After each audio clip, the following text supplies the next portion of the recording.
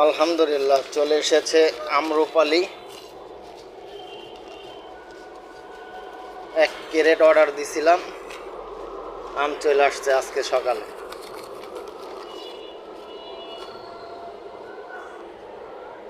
আমগুলো মাশাআল্লাহ দেখতে খুবই সুন্দর, খেতে কেমন হবে আল্লাহ পাক জানে। যেহেতু আম্রপালি, আশা করি ভালো হবে, সব মানুষের কল্যাণ হোক।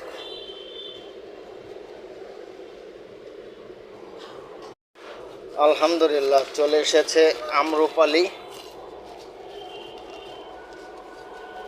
1 ক্যারেট অর্ডার দিছিলাম, আম চলে আসছে আজকে সকালে।